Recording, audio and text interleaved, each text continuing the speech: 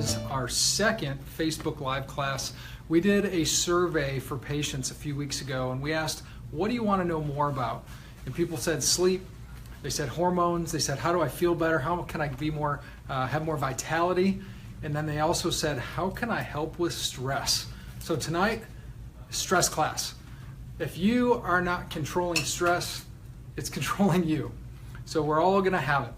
Stress itself, there's stress from every different angle these days.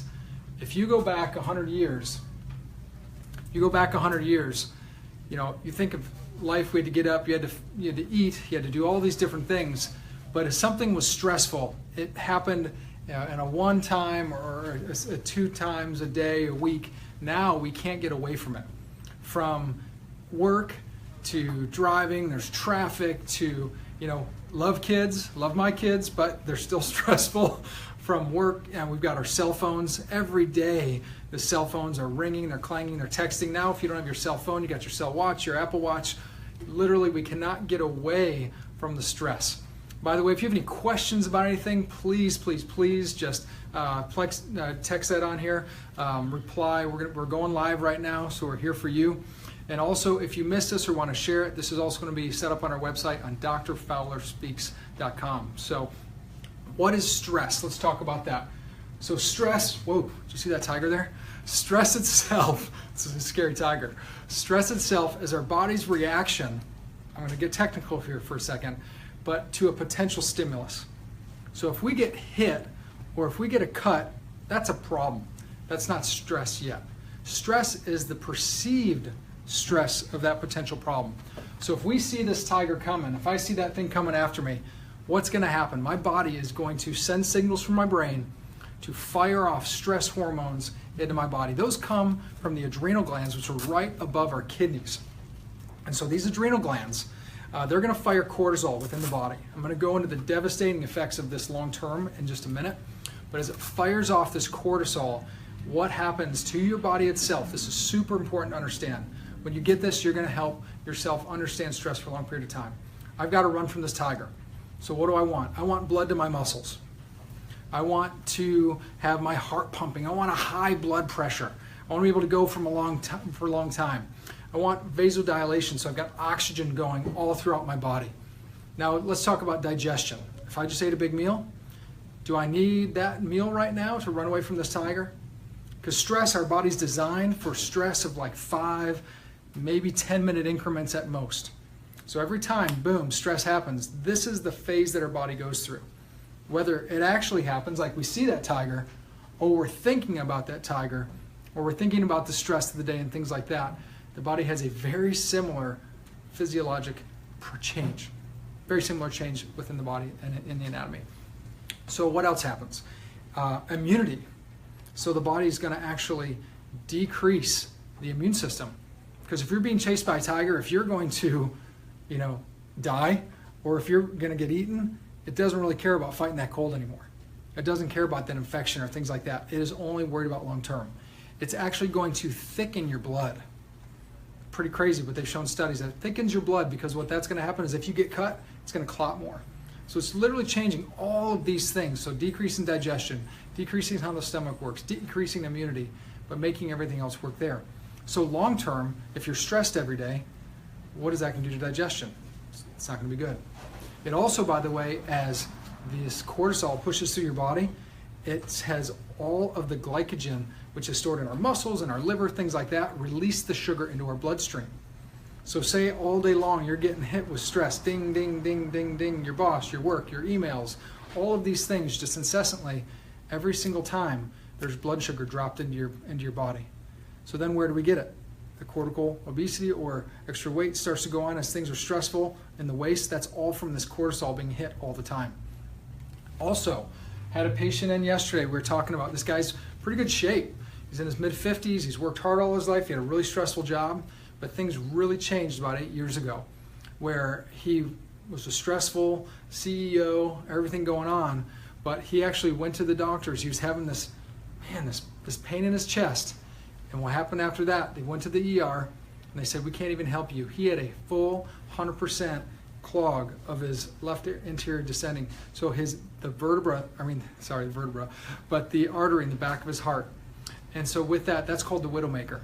They said, we can't even help you here. They had a care flight him to another hospital, and they checked him out. They did the whole surgery. They fixed things up.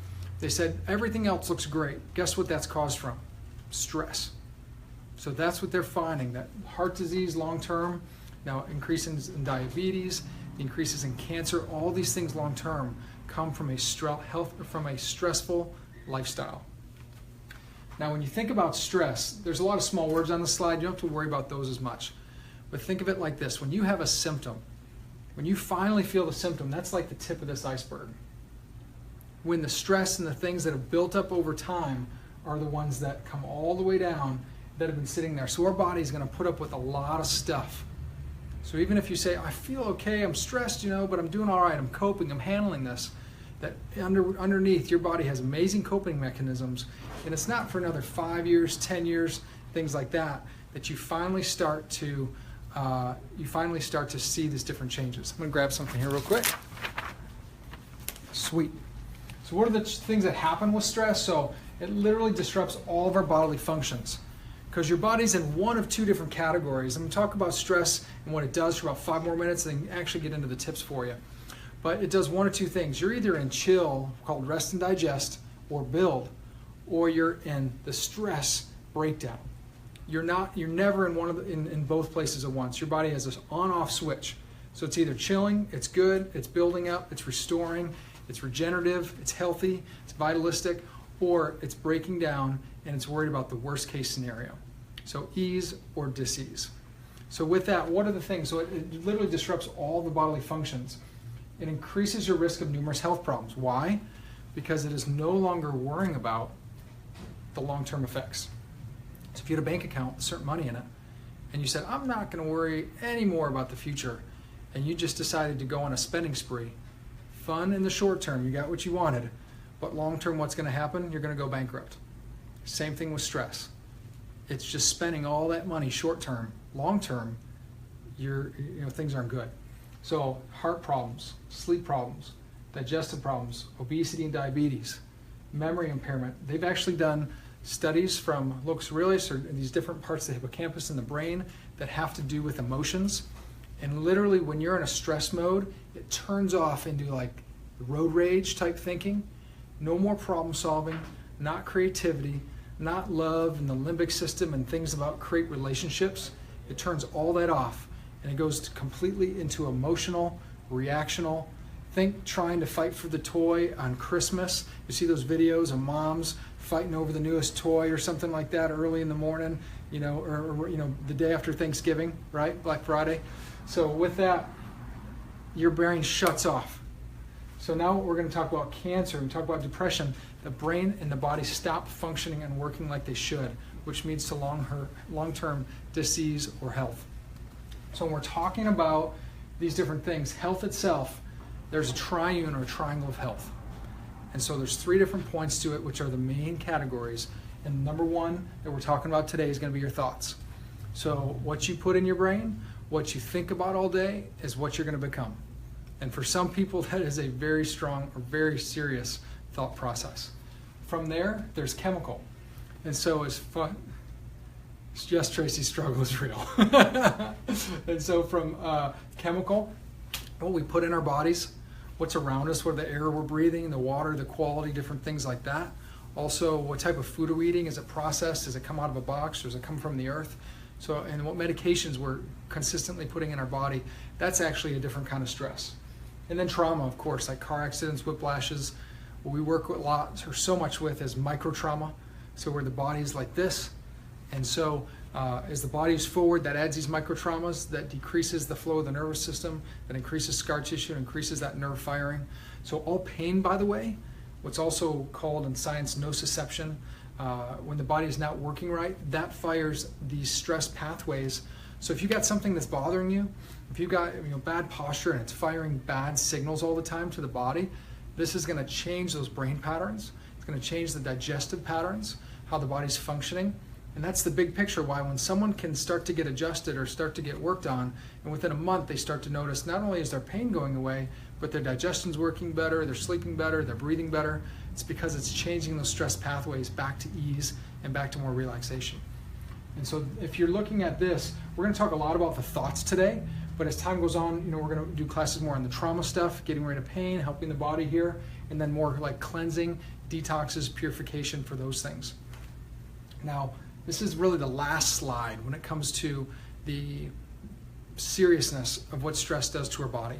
But there's a couple big buzzwords on here that people pay a lot of attention to these days, and it's all connected. So I was going to show you this real quick.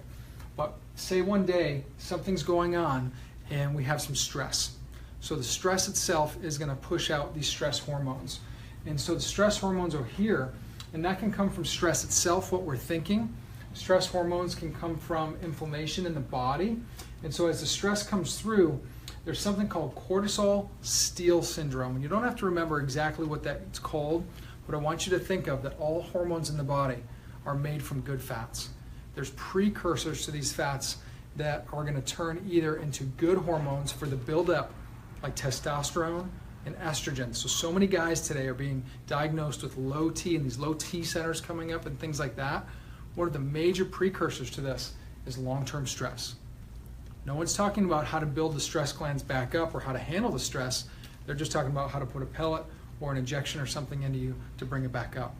And if you talk to someone that's done this, they immediately feel better, immediately get their vitality back.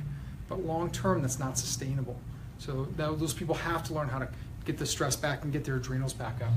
But as this goes in, if cortisol is flushing out every day throughout the body, what is going to happen is it's literally going to steal those precursors, those hormones or the hormone precursors away from estrogen and testosterone, and instead it's going to make cortisol. So it's literally going to steal it. So now the body's flooded with cortisol, which over time is going to increase fat throughout the body, as I mentioned.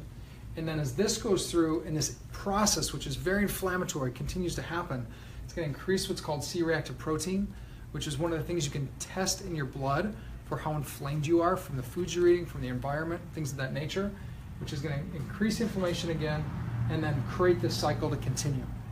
So this being the case, you see the brevity of this. This is something that happens every day, whether you want it to or not. And so we need to learn how to, and this is a journey, I'm not perfect, but with these things, learn how to help these things. So one, when we get into this, writing is a huge way to get away. There's something called an ideal scene. And so many times when we get into stress, when we get into what's happening within the body, we focus, and this is how we're designed, that if there's a problem, there's something going on, there's a part of our brain that continues to work on it. You can say this like the rat wheel or this continuation of just like it burns and it turns and it turns and it turns. This is more of the right brain thinking, more prevalent in females, but the same. But what happens is it turns and turns and we think about it, and we worry, and you can't go to bed at night, and all these things happen. From that point forward, this creates a stress response in the body and sets off these pathways, as I talked about, which can lead to even depression, can lead to all these other things because the body is not functioning the way that it should. So the first thing to think about with this, even at the worst times, is to think about what's called an ideal scene. Ideal scene is, without any other factors or things, if this situation was perfect, what would it look like? Because as you start to describe it and think about it, that changes the worry pattern to start to find solutions. Your subconscious brain will start to try to find the solutions. So even if it feels completely unattainable the day that you're working on it, it's amazing as you continue to write this every day, it will work and blend into, and your body will actually start to make changes. You'll find opportunities and attract people into your life that are able to actually make those things happen. The other thing is to stop that rat wheel going on in your mind, or stop that cycle or that treadmill, is when you write it down, there is a very specific part that as you write it down, especially before bed, or if you wake up at night worrying, what you're putting on paper, it's there. It's not going to go anywhere, and it's going to remind you tomorrow. So it stops the brain from worrying about it because it knows tomorrow you're able to come back to it. So those things make a huge deal. Also, your why. So your why itself is why you're on this earth. Why were you created?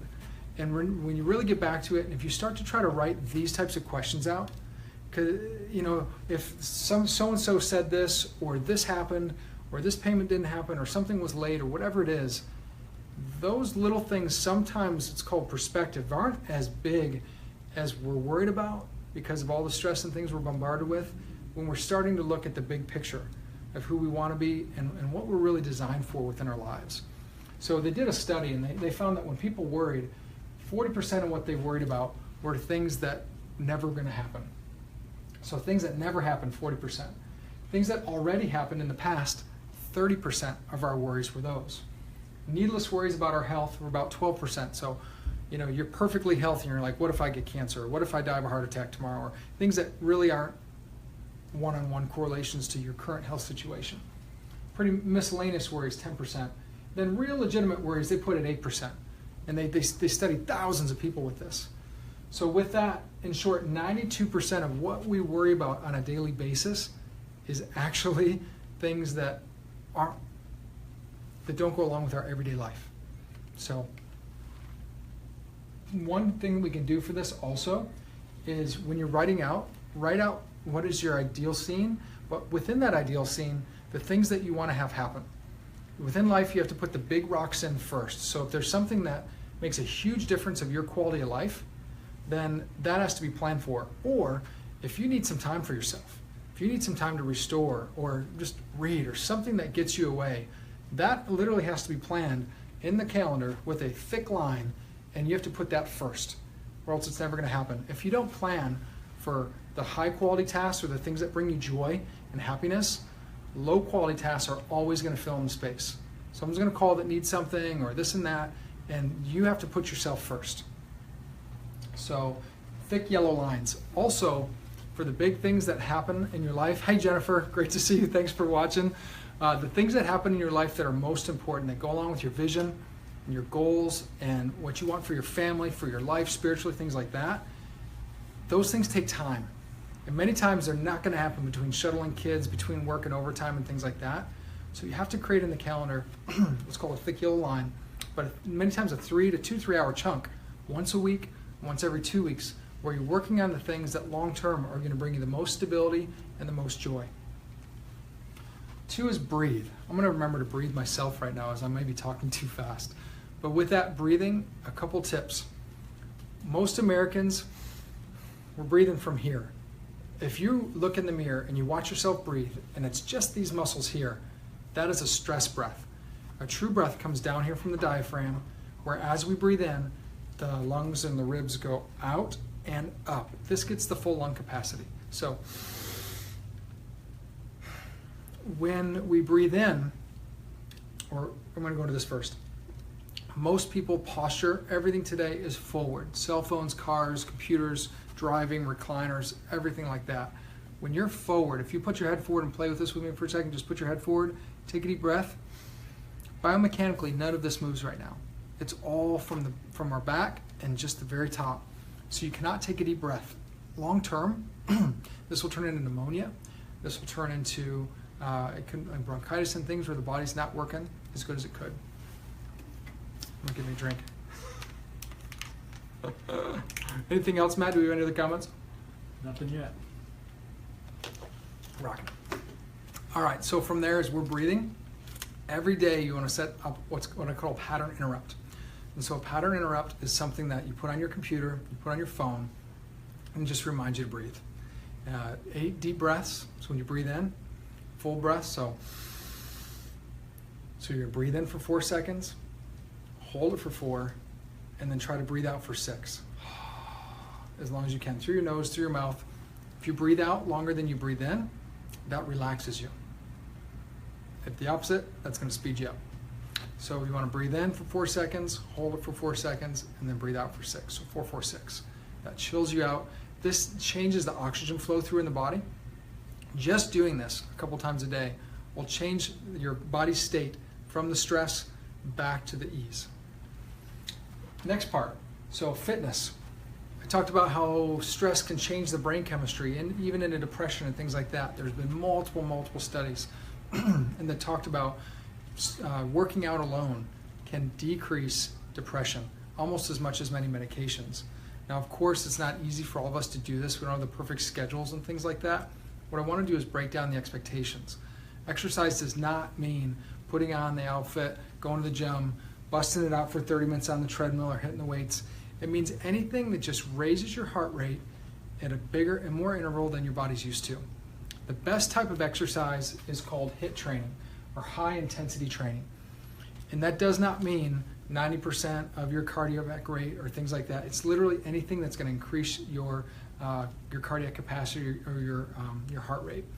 So if you are not in great shape and you grabbed a couple soup cans and for 30 or 40 seconds you just did easy motions and movements and then took a break and then just walked in place and took a break, or even just did like muscle squeezes, this is a intensity workout. Now you can go from that to doing big cardio, doing burpees and all these other fancy exercises, but going where you're going 30 to 40 seconds on, then 10 to 20 seconds off, and going back and forth increases growth hormone and just stimulates the body to go and just burn off that cortisol so you go back into a healthy state when you're done. Sessions don't have to be longer than 10 minutes. So if you're super stressed and you have no time, just waking up 10 minutes early or finding 10 minutes somewhere in the day where you do a little interval, just 10 minutes long, can make a huge difference for you. I'll get back to that in a second. The other thing also is once or twice a week, if you can find out where you're walking with friends, so talking with friends, talking out your problems, going over these things, trying to find solutions for things, or go for a walk and invite someone with you where you're able to go through and have some camaraderie, that makes a big difference. There's a great book on stress and anxiety called Play It Away. And a gentleman had horrible anxiety. He worked really high stress IT job. He was in New York City. And he finally realized that he wanted to help himself with his anxiety. And what he found is when he changed his free time to play, and so instead of workouts or other things, he would go and throw a frisbee, throw a ball, go hang out with friends, do things that were active but with other people. He was able to decrease his anxiety about 80%. So it's a great book. It's called Play It Away. It's on Audible, everything like that. This is one of my secrets that I found out. So this is technique number 4, is called tapping, or EFT. I saw this on Dr. Oz. This is the book that I actually found, EFT manual. This is one of the only techniques that they've actually used in the VA, and it's so effective they saw a decrease in post-traumatic stress disorder by doing the tapping. This is in the line of like foo-foo crazy stuff if you're not into very, very mainstream things. So that's my warning on this. But doing this with enough patients and people, and also with the other emotional release techniques, if you've had very major things going on in your life, we have some very effective emotional release techniques within the office that we can do for you. But as far as tapping, anybody can do this. And we're going to have a link to this off from our website where this video is on drfowlerspeaks.com. And then later on, we'll put it up with this link where you can download this page. But primarily to tapping technique, it goes way back with acupuncture meridians and things like that, that the body, when it's trying to figure out the stress, it's not really designed for that. So many times it keeps this emotional turmoil or energy within the body. And the thought process is it can get stuck within the subos or the energy points, the chakras within the body. So this uses this tapping points, which are acupuncture meridians. And so you say something that is positive. The phrase exactly is, despite having whatever, this stress, despite being mad at my boss, despite having these headaches, Matt's been laughing at me. You're not allowed to be mad at me, Matt. So despite having this anxiety, despite having depression, despite being frustrated, despite not where I want to be, despite having my feet hurt, my life, whatever's going on, I still love and appreciate myself, which for some people is really hard to say. So as you're doing this, you're going to go through, there's 7 tapping points. It starts with the hand. Despite feeling anxiety, despite feeling stress, I deeply love and appreciate myself. And you're going to say this 7 times. By the way, before you start, you rate from 1 to 10.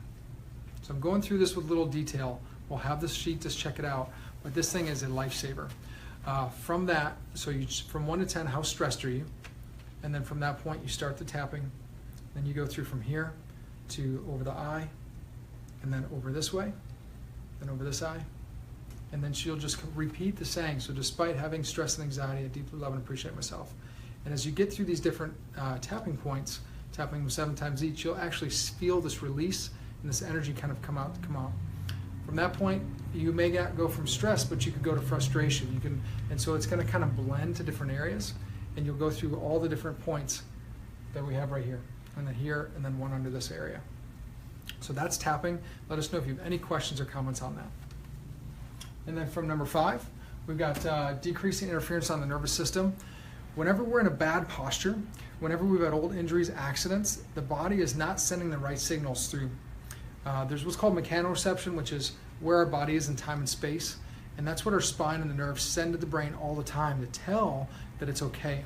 If something's stuck and not moving the right way, it sends that nociception or those pain patterns to the brain, creating stress loops. This then starts to kick the cortisol and shut down the body's ease or buildup. And this happens behind the scenes with or without pain. This is what the newest research says, and it's really groundbreaking. So what a chiropractor does is finding out what things are moving and not moving within the body and getting it moving properly so the proper signals are being sent throughout these different areas and getting the body from this dis-ease or this breakdown back to ease so it can rebuild itself and work better. So as a result, if you have pains, aches, these different stresses or things like that, the body's going to be at a higher level so it can adapt and function much better in getting it working the right way. The nerves itself go out in all these different areas and they go to all the different organ cells and tissues. So we're just really helping get the body functioning better. So every time you come in and get adjusted, just think about that your body is actually functioning better. It's going to release better chemicals. It's going to digest better. It's going to restore better. It's going to be like you 2.0, the next version. And so the last part I'm going to talk about today, and then we're going to finish this up, is rebuilding the body. There are certain great ways to rebuild. So chiropractic care, massage, getting the body chilled out, relaxing, Epsom salt baths, just doing things, a walk in nature, getting away, a little relaxation or vacation, or getting up early, meditation. By the way, a great app, if you're ever looking for one, is called Headspace. It's an orange app with a little white circle. They give away 10 free guided meditations. It's beautiful for decreasing stress. Very, very good app. But from there also, to rebuild the adrenals, a lot of what they push out, along with the stress hormones, but there's a lot of minerals that are involved within those processes. So increasing your sea salt, so not normal salt, but your sea salt, the dirty, grimy looking stuff, you want to increase that as much as you can. So more in your food, and put some pinches in your water. That's going to help your adrenal glands function and work better. From there, adrenal support, and this is something we use standard process within our clinic. So they team with MediHerb. This is an organic company that's been out of Wisconsin. MediHerb itself is out of Australia, which has the highest level of standards for anything herbal. They work together, and that's the line that we use most within our clinic for these things. Two different things. So one, you want to have an herbal or a tonic. And so what those things do is it stimulates those adrenal glands to grow. If you're having a low energy, if you're stressed out, if you feel like you're just about to crash and not even get out of bed, you can literally see a difference within days. Doesn't mean it's fixed within days, but a difference that you're able to get up, handle stress, and ready to take on life again. See, in the beginning, when we get stressed, we take it on. And you're like, bring it. And then what happens is we start to burn out, and we're still going, but we know we're starting to feel the signs and symptoms. So there's a peak, there's a top, and then there's a drop or a burnout. Some of us, we're still in the middle charging through. Some of you have seen people break down, or those days you're just, I don't want to get out of bed anymore. That is a complete breakdown of the adrenals, or what's called adrenal exhaustion or burnout. So these can help stimulate someone and get you back so your body's adapting and working better if you feel like you're getting stressed, or over time truly bring your adrenals back if it's been that exhaustion. So generally you'll use an herbal plus what's called a protomorphogen, but adrenaline is one that is actually the parts of the adrenal glands to get that buildup. So it's the building blocks for the adrenal glands themselves, and you can choose either the adrenal tonic, which is a liquid. It is a little more potent and it is a faster result, or just the adrenal complex, which are just pills themselves. So we have all these things in the office. If you have any questions, please let us know. And from there, that's just an overview, trying to not make these too long, of stress in the body and some basic ways to help you. So I hope from this that you're able to actually, obviously, of course, make your adjustments. You understand the impact that has, but also just pick one or two of these things that you're going to make a commitment to yourself, to your family, and everyone around you to implement so you can be healthier longer and you can be the person that you were designed to be. So again, I'm Dr. Fowler from First Step Chiropractic. Thank you so much for listening today.